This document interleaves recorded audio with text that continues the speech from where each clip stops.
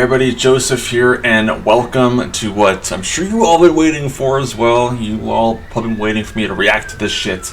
We got the NHL 22 roster sharing / franchise mode plus Be a Pro deep dive. It's about 18 minutes long. Before I clicked on this, I saw the thumbnail for it, anyways, for me anyway, and conversations are back. So I'm not looking forward to this already. I haven't even watched 1 second, and I'm not even looking forward to it one bit. Not at all, because the goddamn conversations.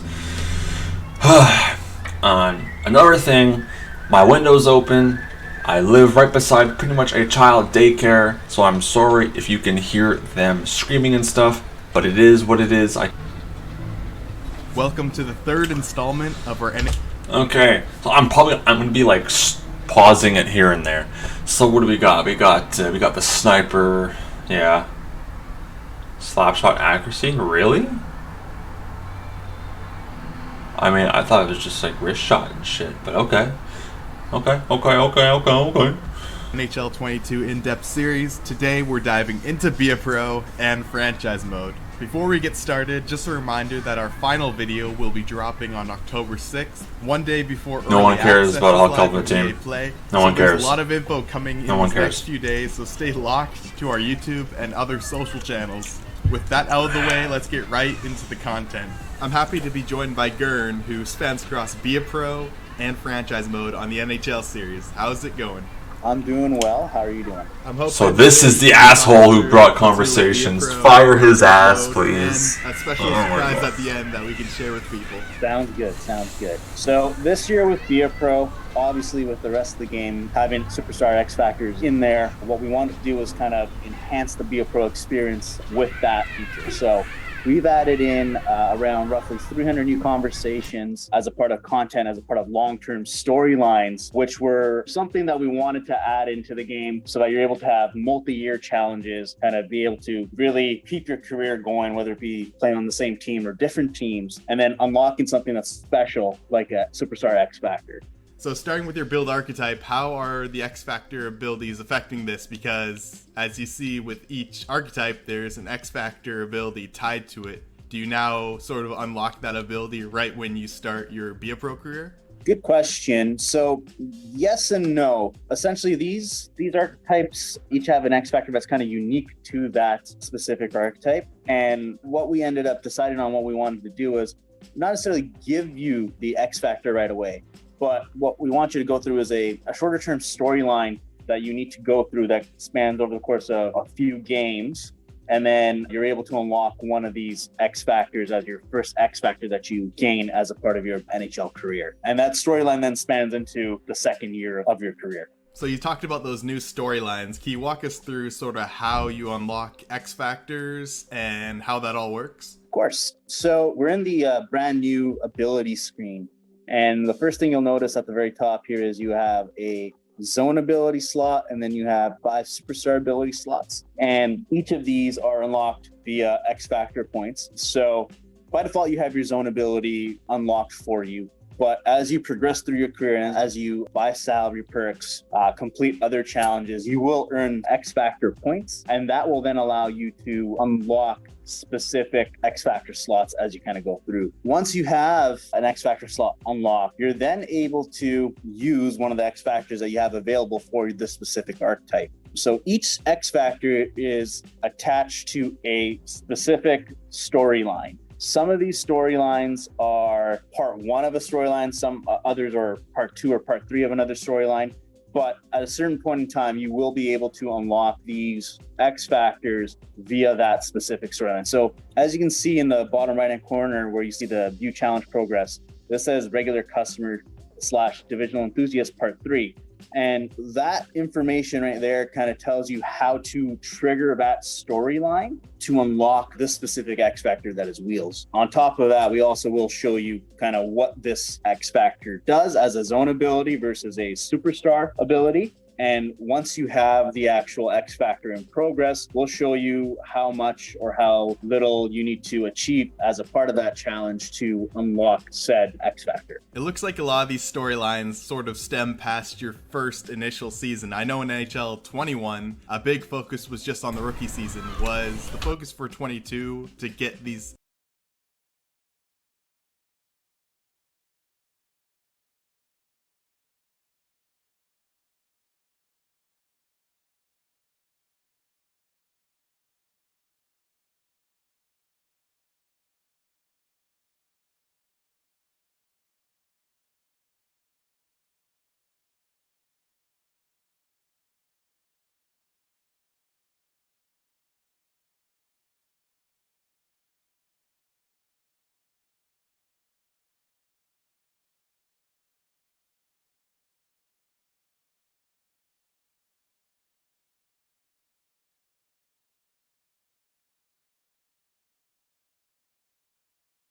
storylines to expand over just your first season? So, we obviously take feedback seriously, and we did know that through the community, a big pain point was just having a lot of the focus around the rookie season. There were some stuff that would come past year one last year, but it was more milestone-based achievements. So this year... All right, so I just realized my mic wasn't on for that part, but whatever. It wasn't anything... Whatever. So big tipper, advanced speed, accuracy, and range when deflecting shots. Yeah, okay, yay, whatever you say. To trigger the storyline, complete team banner part 1, whatever, okay. Unstoppable force, exceptional strength with the puck, and a greatly increased ability to hold on to the puck when off balance. EA, come on, don't start lying already. Come on, man. Come on, get out of here. Don't start lying already. Jesus Christ. Shotgun awe, exceptional power and accuracy shooting out of or shortly after a toe drag. Okay. Snipe, phenomenal skills to settle pucks with exceptional wrist shot power and accuracy off settled pucks. Accuracy. Wrist shot accuracy.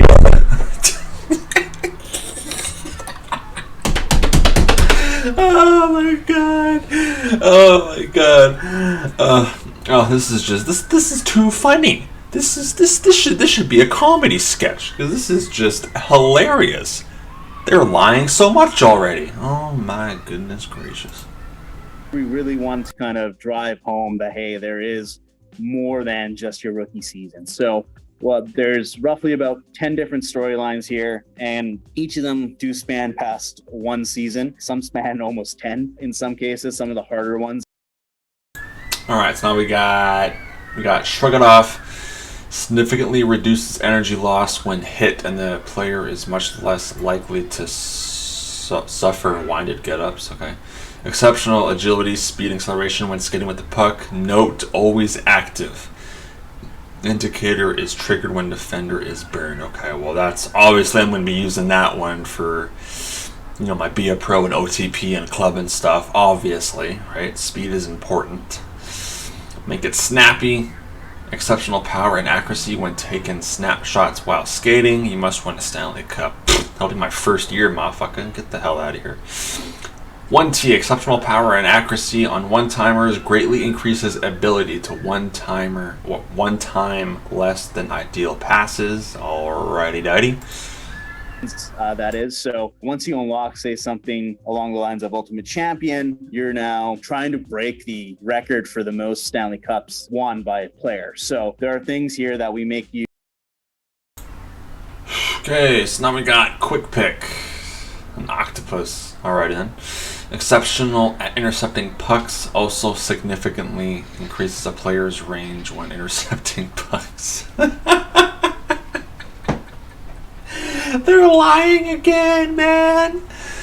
Oh, EA Sports bullshit's in the game. Oh my god, whatever, man. All alone, exceptional power and accuracy on penalty shots and breakaways. Okay. Doesn't really matter though. I don't think it matters, but whatever. Back at ya. You got a ram there. Nice. Ability enables players to reverse hit opponents, maximize damage, and retain balance.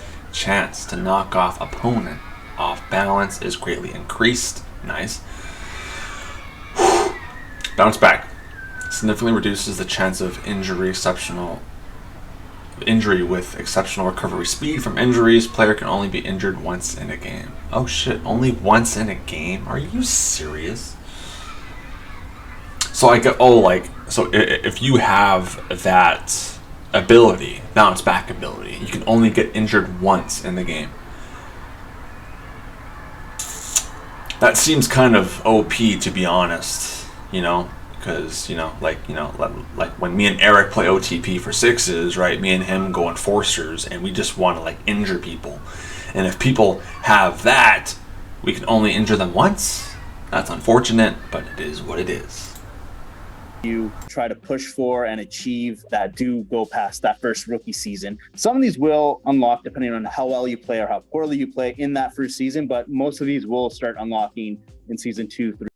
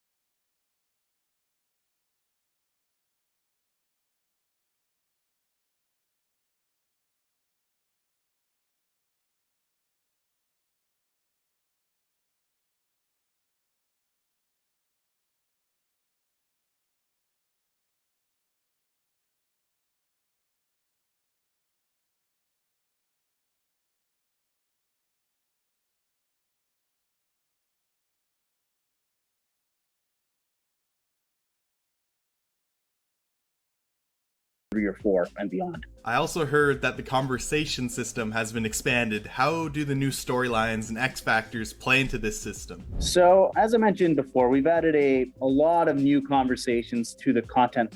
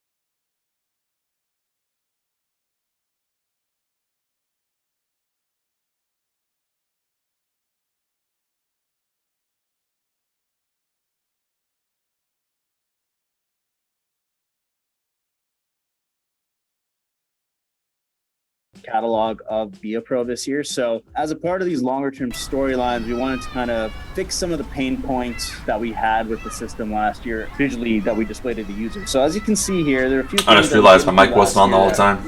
Left people wondering what challenge did I pick, why did I pick it, and what am I going to get from this? So one of the things that we wanted to do now that we're giving out X Factors and really wanted to let the user choose between different storyline points in a conversation, we wanted to kind of show you your future rewards. So you can see in the bottom right there that you have a future reward here for middle bottom right, dumbass. Certain conversations that may change based off of the storyline you choose. So if you pick the storyline to the left here, it may show Spinorama, and the other one, it may show something else. The second thing you see is there, we kind of give you a quick synopsis of what the storyline is. So in this case, you have The Journey Begins, which is the default storyline for every archetype. However, every archetype has a specific set of goals, has a specific set of things they need to accomplish to get the reward of a X Factor, and each X Factor is unique. So in this case, you're looking at The Journey Begins, and you're starting your career in the NHL, and you're trying to establish yourself. So the challenge here is to play 5 games, get 2 goals, 2 assists, and 5 hits in those 5 games. And this is a very starting storyline, so it is a very easy storyline to kind of get your foot wet into, kind of dip your toe into the water, earn that first X Factor. The other thing you'll notice in here is that storyline headline on the bottom left there were highlighted in blue. So in this conversation, it doesn't make too much of a difference as it's a very linear path, but as you get into some of the more complex storylines, you're going to be having to make a choice. So what do we got right here? Hey there, Joe. Congratulations on taking first in the Atlantic Division. Anyone you want to thank? Stupid ass reporters, man. Unbelievable. Something like this is a team effort. Jesus, of course someone called me. So big thanks to all the coaches and all the other members of the team. Okay. Do you think you'll be here if you were on another team? Probably not. But then again, he is in a Toronto uniform, so that makes no fucking sense. But alright. Finish the season as the top team in your division. Really? Toronto? Okay, whatever. Is your team carrying you to the top, or can you prove that no matter where you play, you are one of the best? Future rewards, magnetic, tape the tape, and wheels. Storyline, really hard to say. Lots of good teams out there and great players, so if I was on another team in a division, there was always a chance. Interesting. So what we want to do is kind of make sure that the user knows that, hey, I'm picking a storyline. So you'll see that blue highlight as well as the storyline button to kind of pick from, so that you're not accidentally entering a storyline or not rushing through and clicking through and not picking a storyline that you don't want to be a part of. And the other thing is, if you choose to opt out of a storyline, which is a possibility, so if you don't want to partake in our Conn Smythe storyline or a storyline that allows you to opt out, you will be able to go back into that storyline at a later time by having a conversation that you can trigger with the coach or media or whomever it may be manually from the main Be a Pro menu. So this is an example of a longer term storyline. It's again one of the ones that you want to dip your toe into the water with some of these longer term storylines. So this one is just play on the same team for 5 years, and there are longer term storylines that are a lot more challenging than this, but this is something that we wanted to kind of make it easy enough for someone to earn something if they do want to play for one team for their entire career or play for one team for a very long time, which in Be a Pro, you are potentially asking for a trade or signing with another team. This may make you think twice about doing that. And again, the other thing here is you're actually interacting with the fan, which is something we didn't do last year. So we've added in the ability to kind of have your fans interact with you in some of these long-term storylines. And again, you're able to kind of pick and choose between what you would get for the storyline and get to see what you earn from picking the storyline. Did you guys do anything else to tie into these longer term goals and accomplishments that you can interact with you? Y'all see what I see right there? All good fans want their favorite players to stay on the team long term. Long term.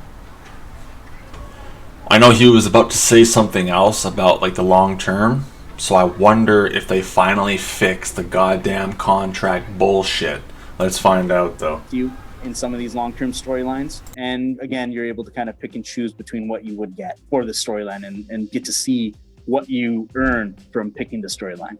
Did you guys do anything else to tie into these longer term goals and accomplishments that you can have throughout your career? We did a couple of things. One of the things that we did was we expanded on our likability system to be a bigger range and also a slower progress than it was last year. So you'll see on this screen that the likability range is from 10K to minus 10K now, as opposed to 1K to minus 1K.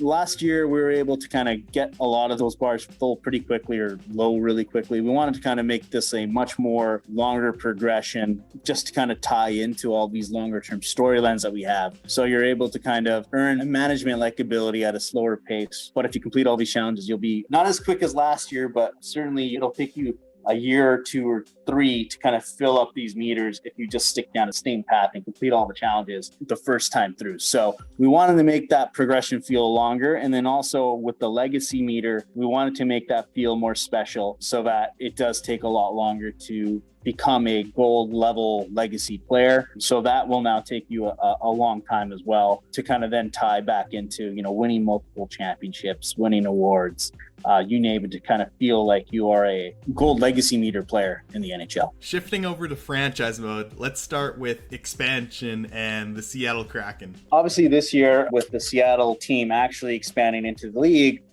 we wanted to allow the user to either pick their own team based off of the authentic expansion protection list that team submitted, or they can use an automated system based off of what the CPU generates, which is different from time to time. And then they can pick a new and brand new unique team. On top of that, as you saw, you're also able to expand into the league as a 33rd NHL team, which is something that we wanted to keep as an option, because before we had, the NHL had 31 teams and you can expand to the 32nd. We wanted to allow the user to kind of have that custom team and have that custom team enter the league as a part of the NHL. So we wanted to keep that experience there for the fans that love the 32nd expansion team mode as a mode for them to continue to keep playing and allow them to keep that creativity and customization that they loved putting into those teams and put them into their franchise mode. We also added in a setting as a part of the 33 team expansion draft where you can exempt Seattle or have Seattle partake in it. So it's totally up to you. Obviously, Vegas was exempt from the Seattle expansion draft. We wanted to kind of give the users the option.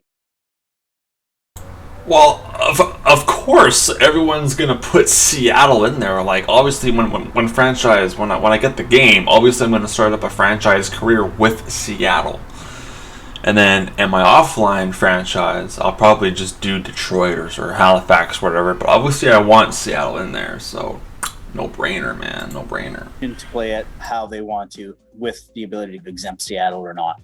Now, in terms of how X Factors make their way to franchise mode, it all starts with the draft. Can you explain what players will have to look out for when drafting players now? Yes, so we've added a brand new scouting report to franchise mode called X Factor Report. And the X Factor Report is there to kind of tell you if a player is an X Factor. So this applies for both amateur and pro players. So, in years past, you only had the 3 tabs for the amateur report. You now have a 4th tab called X Factors. And in here, you'll see what X factors a potential player has in the draft. And in the earlier rounds, you'll see more players with X factors. And then as you get into the deeper rounds, you may find a player that has a decent potential or a low leap potential with an X factor. And that may be a gem that you would want to pick. So you'll start seeing players in the later rounds potentially have 1, maybe 2 X factors.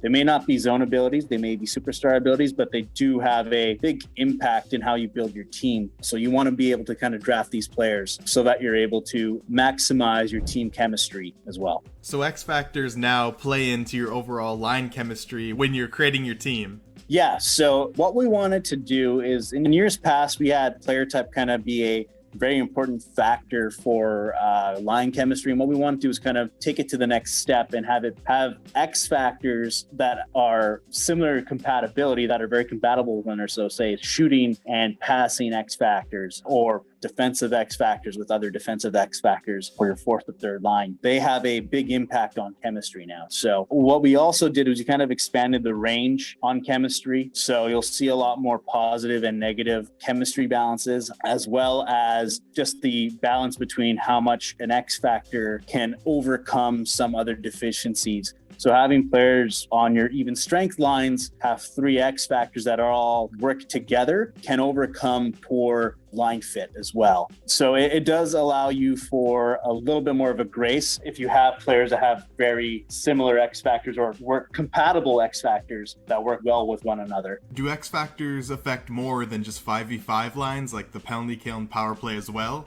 Certain X factors help outside of just 5-on-5 lines, such as 1T, which also helps out on the power play. Others may not help in certain situations either, so certain offensive X factors won't help out on the penalty kill and vice versa. So different line combinations, different lineups have different chemistry outcomes based off of the X factors that they have.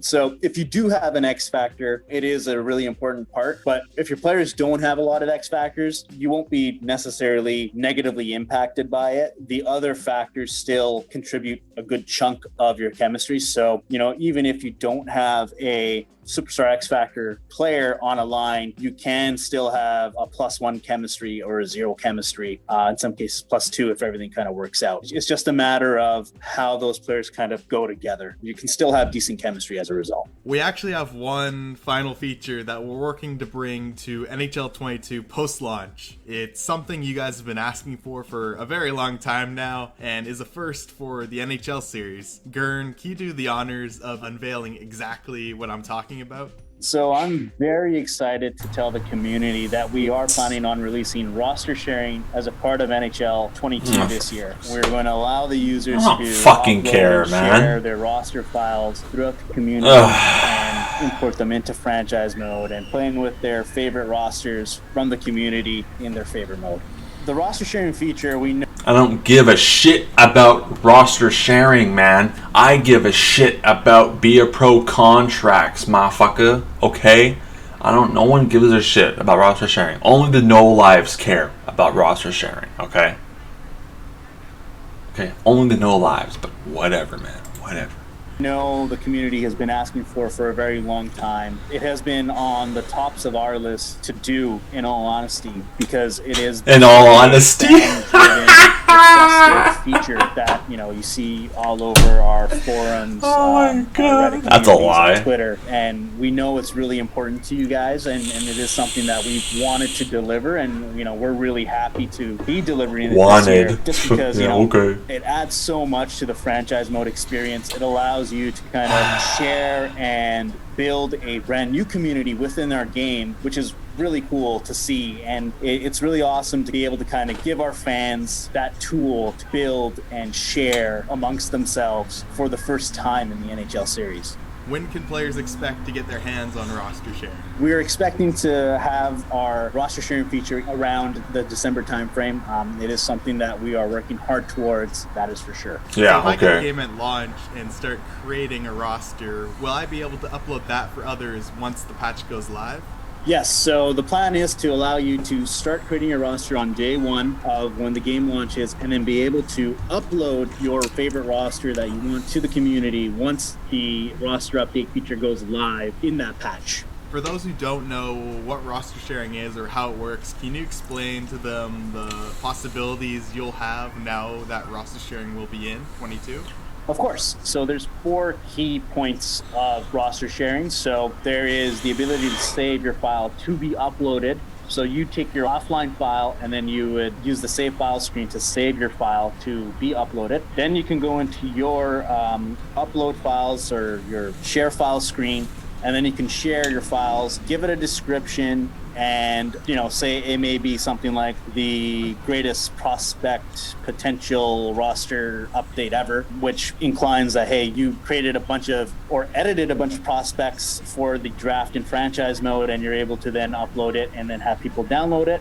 When people download the file, they're able to either give it a like and to kind of help it become a higher rated file. You'll also be able to view how many times that file's been downloaded as well as liked. And then once you've uploaded or you want to download a file, you head over to the community file screen, and then you can view all the files that are in the community. You can search for specific files. You can see all the files that specific player has uploaded, you can look at the most downloaded, the most liked files that are available. And then once you're ready to download a file, you can hit the A or X button, and you're able to then download that file and then use it for your franchise mode. It'll be really cool to see once everything's kind of up and running, to see all the files, all the new unique rosters that are going to be available for users to use this year. It's really exciting for us on the dev team. So as a part of your uploads or your downloads, you're able to kind of edit your players or create new players and give them different ratings, different attributes, different X factors, whatever it may be, and upload them in. And you know, so if you want to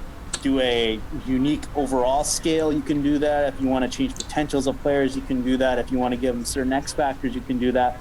The purpose of the feature is to allow the community to drive what is popular and allowing them to kind of stop talking already, man. Jesus. Mode, and allow them to kind of really enhance their experience within that mode.